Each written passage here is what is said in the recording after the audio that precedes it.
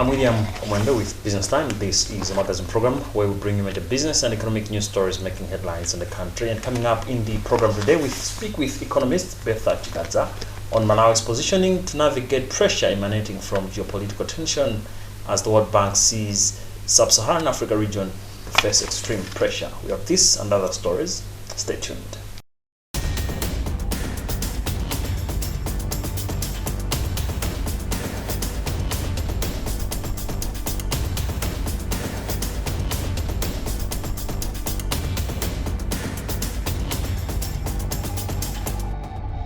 Hello and welcome, and this is Business Time. In our main story in the program, Malawi, like most countries in the sub-Saharan African region, is facing increased economic pressure in 2026 as rising global shocks expose vulnerabilities in fiscal position.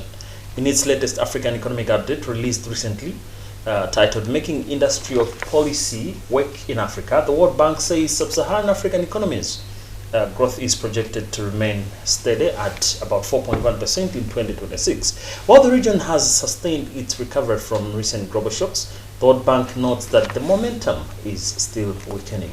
Commenting, Economics Association of Malawi President Bertha Chikadza says the downward revision of the region's growth outlook reflects sub-Saharan Africa's deep vulnerability to global supply chain disruption. She caught up with her journalist, Bertha Chikadza. The revising downwards of growth projections, but also looking at what the World Bank has stated, especially the shocks that are actually affecting Africa, is just a wake-up call for Africa, because it's actually true that Africa is the most vulnerable of all the continents. Africa, when it comes to energy, it produces about, I think, 8%. But actually consumes more than that. And any shock that is happening in the Middle East, especially the war, is actually affecting the energy that Africa is using in terms of fuel prices and everything. And we've seen rising costs of fuel in almost many of African countries. And this is not this is actually translating in so many costs to households. We are looking at transportation costs, we're looking at production costs, because even when it comes to agriculture, fertilizer will also land expensively, and this, I think, is affecting Africa the most. So when we look at growth is a function of so many things. We are talking of production, and most of African countries are agricultural economies.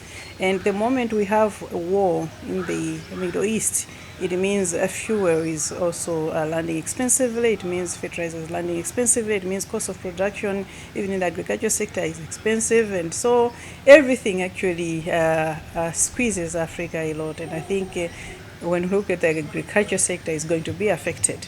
So revising growth, I think, is just a plausible thing to do. And I think we agree with the World Bank that this is supposed to be the case. So when we look at this, I think in the Malawian case, we are saying Malawi is one also of the most vulnerable countries, from the structural problems to even these issues that are just coming up. So the cost of fuel, the initial revision was just to, I think it had nothing to do with the war, but now this one, the second one, has everything to do with the war, because now prices of fuel are going up because of the closure of the Strait of Hormuz. And I think for Malawi, this is also something that I think is cutting it deeply, because the moment we see petrol and diesel prices going up, it means everything will go up. Transportation costs have gone up. Everyone is complaining about prices going up. And the moment you raise fuel, it means all other things will be adjusted at the same time. And I think we've seen even the cost of living, going up for Malawians, and even inflation. Even though we are not seeing the part of inflation in the food part, but I think the non-food is also going up. So this is, I think, something that is affecting Malawi a lot, and compounding this with the structural problems that we already have, because we are not even producing a lot. Our growth is already sluggish, I think around 2.5, 2.8. And this year we are thinking that we might go all the way to 4.2. But I think with these problems, it means that we are not going to achieve what we wanted to achieve. I would say the past years we haven't done well in terms of stabilization, because you can see that we have accumulated a lot of debt. And even though most of the debt also compounded, I think, when we devalued the currency by 44%. We started with 25%, then 44%. And I think that also put a lot of pressure on the government, because debt, most of our debt is actually external and then domestic, but the external is in dollars. And the moment we devalue the currency, it means the debt goes up. So that has also actually not given, I think, a good image on the government and the authorities on how they are managing debt. But I think when we look at stability in general, I would say we haven't done well, but we've seen government efforts. Currently, we've seen the government trying to cut expenditure, to cut foreign trips, even to maybe reorganize state-owned enterprises, and also government itself cutting unnecessary expenditure in terms of maybe the wage bill. Those who are not supposed to be there should not be there because the government is losing money. I think those are the things that we needed to see. But also when we are talking about cutting expenditure, cutting borrowing, we've seen even government reducing their appetite, leaving money with the banks and say, okay, we are just borrowing this much. I think that's something that we've been talking about, and we wanted to see government walking the talk, something that we have seen recently. But I think we keep on talking about stabilizing now the exchange rate, the currency, because this is also affecting part of the inflation. Like I said, a lot of inflation in Malawi is imported. You can see that just because we are importing fuel at a higher price, we also had to adjust prices of fuel. And by doing that, we are also putting inflation into the economy. So the imported inflation is also part that needs to stabilize, because if we stabilize the currency, we are not devaluing, we are actually having a stable currency, a strong currency, and we also have enough forex to import whatever we need to import. I think we should be able to stabilize in that way. So we've been calling on the government to look at ways on how we can generate enough forex, maybe consolidate mining revenue, be able to buy from these small-scale miners and consolidate whatever they are bringing, and actually put, a way on how to export formally, so that at least the government should be getting something. And we also talked about, for example, how people always channel money that they're earning outside from the system going outside into the informal parallel market, because that is also contributing to the problems that we have been facing. Now, the Malawi Revenue Authority (MRA) says its newly launched electronic invoicing system (EIS) tracked 1.8 billion kwacha from over 34,000 invoices in a single afternoon, demonstrating the system's capacity to transform value-added tax administration in the country. MRA EIS project manager George Chakadza made the disclosure during a media training organized by the authority in Mangochi on Monday, saying the system is now capable of administering between 1.5 billion kwacha and 4 billion kwacha in VAT daily, a milestone that was previously difficult to achieve. Chimwemwe Mangazi reports. MRA EIS project manager George Chakadza made the disclosure during a media training organized by the authority in Mangochi on Monday, saying the system is now capable of administering between 1.5 billion and 4 billion kwacha in VAT daily, a milestone that was previously difficult to achieve. For example, by 4 p.m. on the day, 1.8 billion kwacha was tracked from over 34,000 invoices. He added that the number of merchants who have onboarded the EIS has risen to over 7,800 out of the targeted 9,000. MRA Commissioner General Felix Tambulasi says the EIS is putting the tax collector firmly on course to meet its 6.2 trillion kwacha revenue target for the 2026-2027 financial year, pointing to April's collection of 532 billion kwacha, 22 billion above target. First of all, and they have been repeating this, I think the EIS, electronic invoicing system, is not a new tax. This is just a system that is replacing EFDs. As you may recall, that the EFDs were introduced in 2014. and then therefore, because of time, they have now become obsolete. So we need new equipment, new system that can now account for the VAT. So this system is just replacing EFDs. It is not a new tax. Our books are showing that we haven't been, affected much. We are still collecting.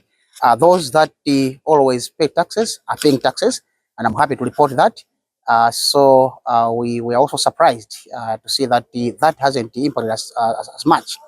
So the question should be, why is that the situation? So we are also analyzing that for us to understand that why is that the situation on the ground. Yes, we are supposed to correct as a target for the financial year 2026-2027, 6.2 trillion. We are hopeful that we will meet the target come year end. We are geared to do that. As I said in the afternoon, that we have started very well. We have already surpassed the target for April, and we are hopeful that come year end we will not only reach the target but also surpass it. President of the Association of Business Journalists, Bertha Chikadza, thanked MRA for the training and called for sustained collaboration between the authority and the media to ensure tax matters are communicated accurately to the public. The opportunities are enormous. There are a wide range of opportunities to benefit both the media and the public, and also including government. Inside there, my point was we understand that taxation is one of the sensitive and often misunderstood areas of public policies. Although we all know that it is also one of the most important pillars of development. Now that they're training us. We're taking this as an opportunity to train us how to write better stories. We're talking about stories that explain policy, stories that interrogate data, and we are all having it from the presentations that MRA is giving us. So there is a pool of journalists that are not just merely reporters of events. Business journalists interpret data, very essential data to do with finance and the economy. So this is a great opportunity that we say, thank you, MRA, and this is for the benefit of the nation at large. Okay, we're taking part in presentation by pre-presentations. Budget pre-presentations is very crucial because I also indicated in there that doing research is one of our daily activities. It is our daily bread. I would challenge everyone out there watching or everyone out there listening to say journalists do know a lot, because every day we hear what people want, we hear what people say. We are there to bridge the gap that exists between institutions and the ordinary Malawians. And this is the only way we can take part in meaningful dialogue. One of those meaningful dialogues is the pre-budget consultations. So our participation as the media is really, the importance cannot be overemphasized. Meanwhile, business is gradually returning to normal in Limbi as merchants open their doors, marking the end of the week-long stay-away protests against the EIS rollout. Remember, this is Business Time, a magazine program where we bring you major business and economic news stories making headlines in the country. My name is William Kumwembe. We'll be right back.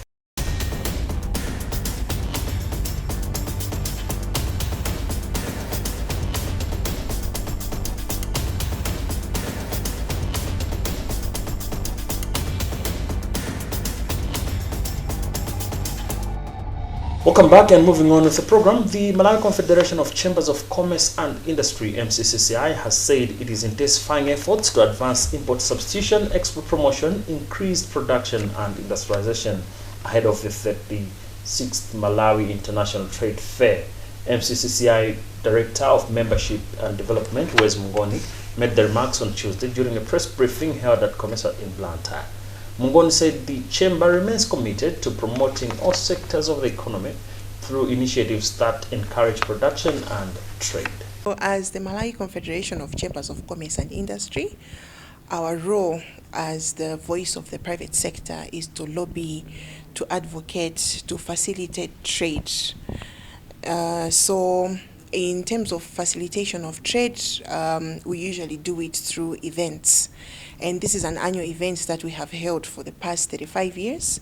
So this one is the 36th Malawi International Trade Fair, which we are going to run from the 21st to the 29th of May, 2026. So our theme this year is promoting economic stability through enhanced production and industrialization. As a chamber, we have been advancing the agenda of substituting imports and promoting exports, increasing productions and increasing industrialization. That is why we are here standing for all the sectors in Malawi. You see that our trade fairs usually participants are from all the sectors that we represent, be it manufacturing, agro-processing, the financial institutions. So we are there not only for the bigger corporates, but we are also standing with SMEs and MSMEs, where we are creating this opportunity for them to come and exhibit their products and possibly seal deals and find where they can be supplying their products. So that is why we have organized this trade fair. So across the 7 days, we have got several events that are going to take place alongside the main event. We have always launched it usually on the Thursday, but this time around we have organized for what we have called a networking golf, because what we want to do is create platforms for interaction within the business community. And it's not only us as Malawian companies, but we are also going to have exhibitors that are coming in from other countries. So we want to have this opportunity where we network and possibly build business relationships. And the fair is going to be opened on Thursday, the 21st of May. It's going to be held right here at the Chichi Trade Fair grounds.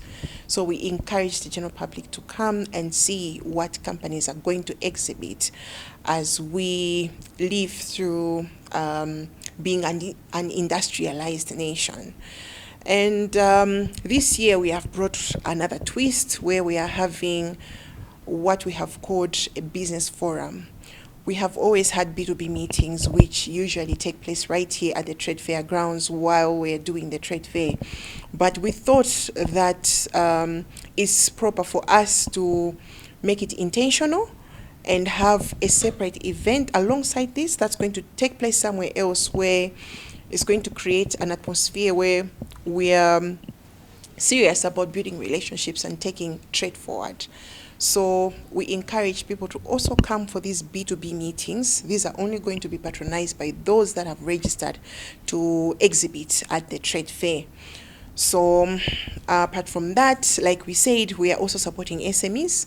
We're going to have what we have called Farmers Market Weekend, where we are going to encourage arts, crafts, especially things that are being made by SMEs, either in their homes or they have got their established business somewhere. We encourage them to come and let's see what opportunities this trade fair is going to bring to them. We continue with the career days, which are going to take place from Monday, should be the 26th to the 27th of May. We want to instill this entrepreneurial spirit within the student community. As we talk about industrialization, we want to start from the grassroots. So we also encourage secondary students to come. We have partnered with some public universities who are going to give some talks on career guidance, whilst we are also looking at the entrepreneurship role. The fair ends on the 29th. 28th and 29th, we take them as trading days. We encourage people to come and see what exhibitions were there and also buy some produce from our exhibitors. Now, in other business news, local software development company Insight Innovations Limited has urged businesses to embrace new digital technologies to remain relevant on the market. The call was made recently when the firm announced entry into the local market and introduced one of its flagship products, Insight Books. One of the officials at the company, William Shumba, said the firm is positioned to assist businesses in the country to penetrate the digital space and make the most of it. Insight Books business management software helps businesses to be simplified by tracking sales, managing inventory, managing employees, as well as automating the accounting part of the business. It was a team effort, I'm just representing, but it was through a purpose-driven thought that Malawian businesses deserve a system that speaks to them. And that was why Insight Books business management software was born. This is a locally built system addressing Malawian challenges, Malawian business challenges. At the same time, it is paid in kwacha compared to other similar systems that need foreign currency to subscribe. That is our topmost priority in securing data for our clients, and this is why even in the press briefing, our technical officer did mention all the narrative behind a strong secured system. Well, with that story, we've also come to the end of today's edition of the program Business Time, a magazine program in which we bring you major business and economic news stories making headlines in the country. On behalf of the entire production team, my name is William Kumwembe. Thank you for watching, but always remember, if it doesn't make money, then it doesn't make sense. Stay safe and goodbye for now.